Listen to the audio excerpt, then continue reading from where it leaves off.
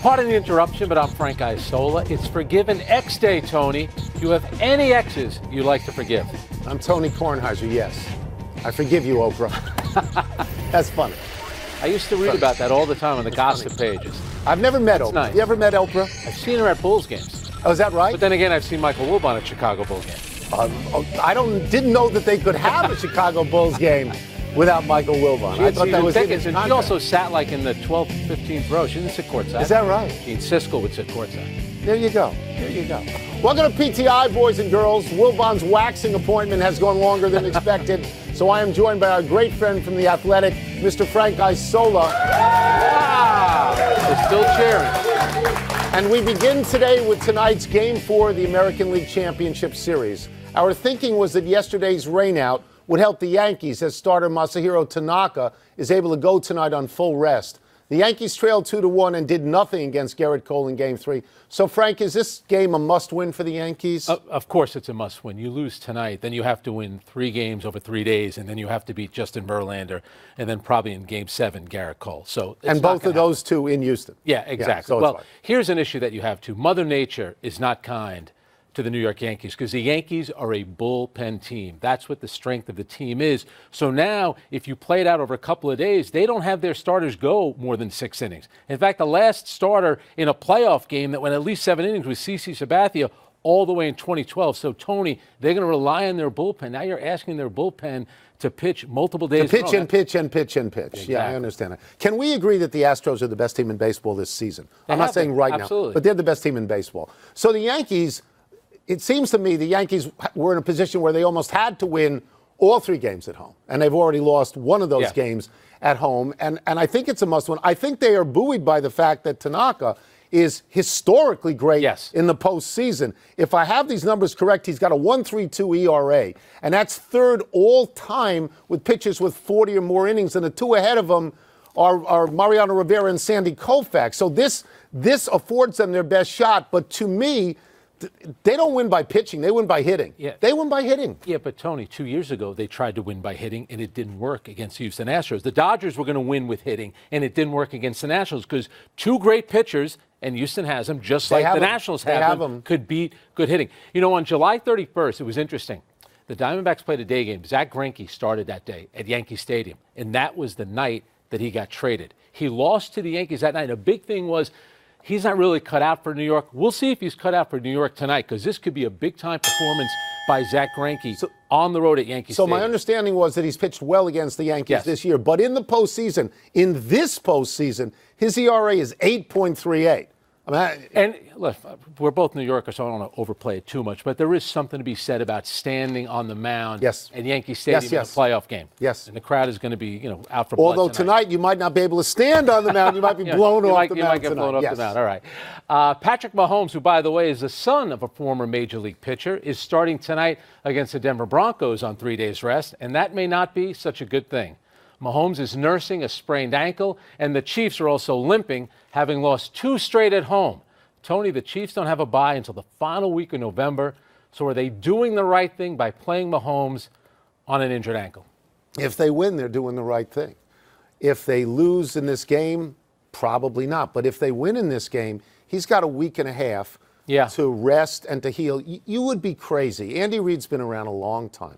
You would be crazy to do anything that would put his career in jeopardy. He is a 10-year great starter in the league. So for one game, you're not going to risk that. My assumption is he goes out there because it's a combination of he wants to go out there and they think medically he's okay. The problem with the Kansas City Chiefs is based on last year, the players on this team think, he can bail us out of anything. We're going to win because of him. And if he's operating at less than 100%, it's hard to win. Back-to-back weeks, 13 points, then 24. Those are the 2 lowest scoring games with Mahomes as a starting quarterback. You do agree that he's not the same the last couple of weeks. No. This ankle injury, that was week 1, by the way. No, I understand that, but let's look at the schedule for a second because this is what they have coming up.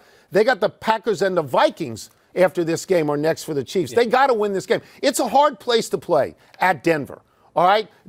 Not only is it hard, but Denver's defense in the last 2 weeks, they've allowed 13 and 0. So Fangio's defense might be taking root. If I'm Kansas City, I can't lose 3 in a row. Yeah. I just can't. I've got to play him. And you're also talking about now, you hosted the AFC Championship game last year with the best record. You start losing these games. The key, to me, Mahomes gives you the best chance, and it's about the defense. When you look at what the Colts and the Texans did, they ran the ball, and they kept Kansas City's offense off the field. But Denver is not that kind of – they're not a possession offense. I mean, I think that this sets up better for the Chiefs than most road games do. I'm playing him. He still gives me the best chance to win. Yeah.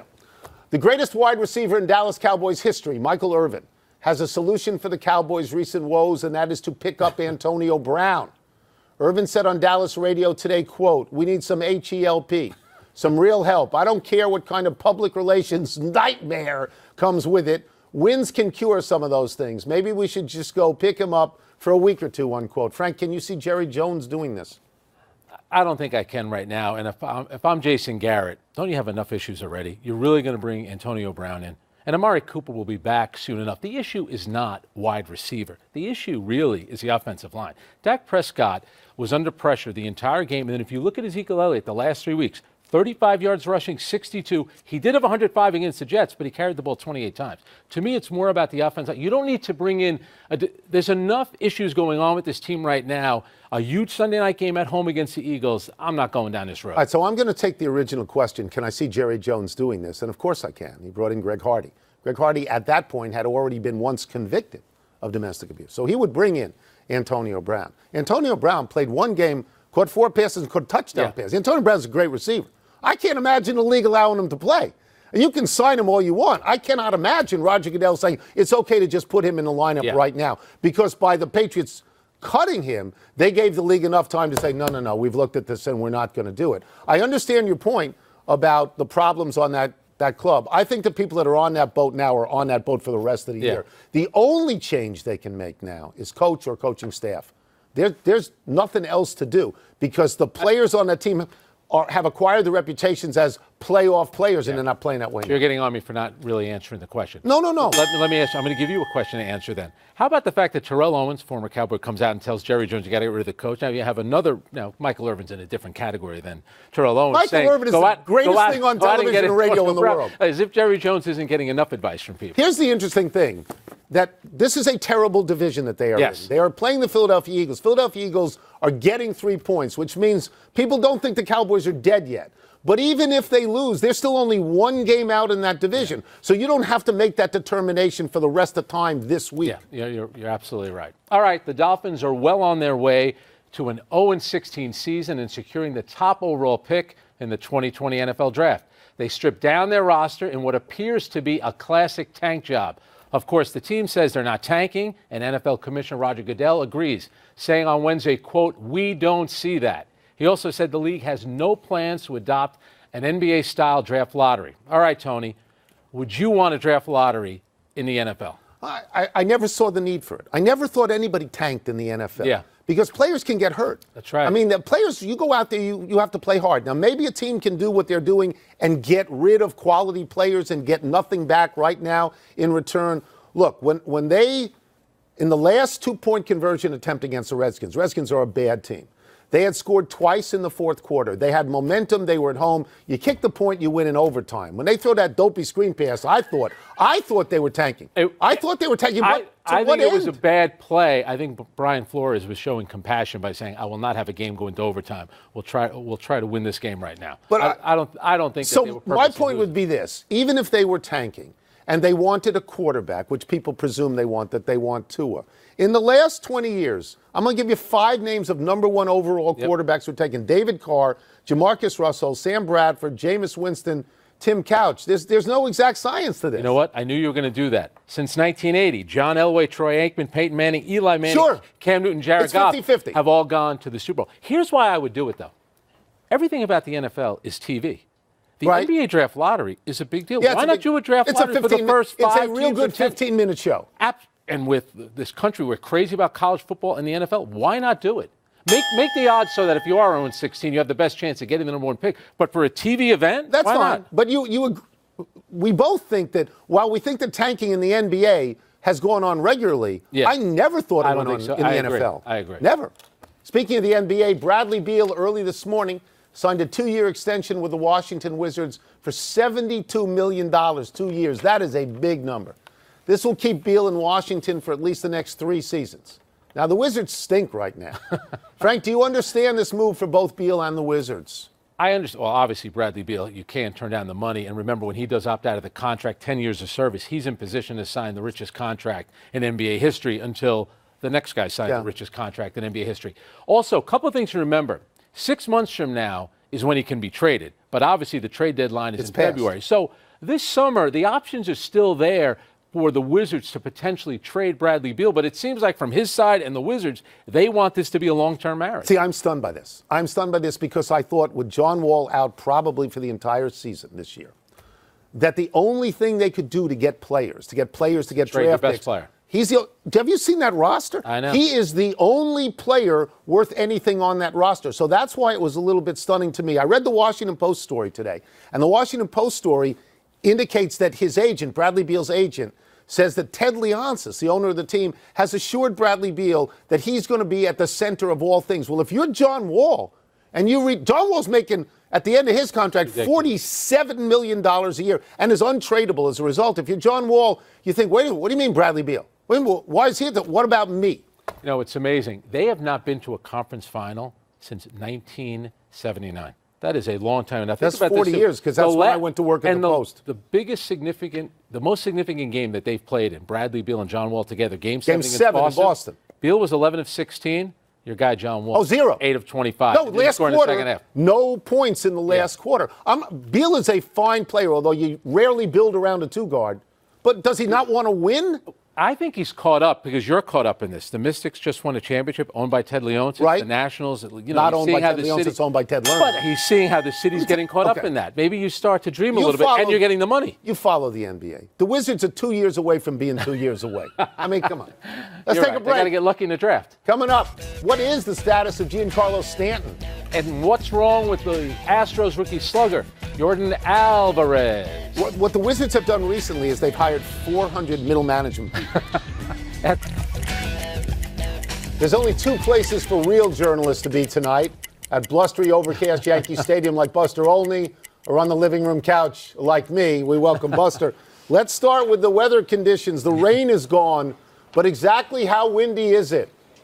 Tony, it's as windy as I can remember on a game day at Yankee Stadium. I just talked to local weather service. They're saying at first pitch, we're going to see gusts of 35, 40 miles per hour. That could dissipate at the 9 o'clock hour down to about 25 miles per hour. But this could be an adventure on balls hit in the air. And also for 2 pitchers who rely on feel, it's going to be cold. Tanaka with a splitter, Greinke with his curveball. I think you could see more runs than what we anticipated as the day began. All right, 2 follow-up questions. Do you have a sense which way the wind is blowing, if that would keep a ball in the park? And would baseball ever consider pushing back the starting time in anticipation of the wind dying down? No, they wouldn't change the starting time. Look, you know Fox is dying to get the game going.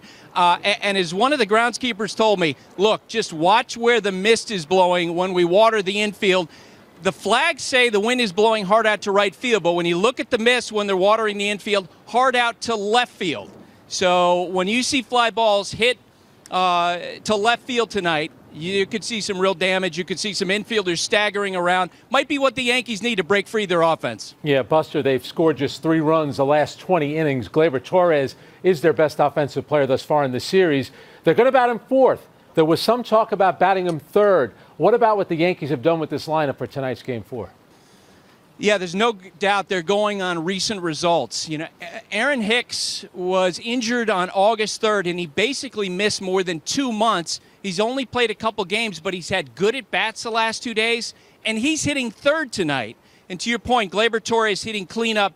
The Yankees have talked about how much confidence he has, how he always seems like he's in control, like he's in every at-bat. I don't think you can say the same thing so far for Edwin Encarnacion, Gary Sanchez. A lot of frustration showing on the faces of those guys, so they put Aaron Hicks and Gleyber Torres in key spots. Jordan Alvarez of the Astros was at one point on pace for 300 home runs this year, but now he's in a massive slump. Has he simply been figured out?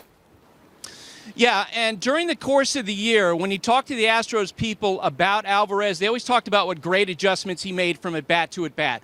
But let's face it, in the postseason, he's looked like a 22-year-old. He looks like a young player who's seen the game speed up on him. A.J. Hinch, the Astros manager, has talked about how he's expanded the strike zone. He's such an important guy for this lineup.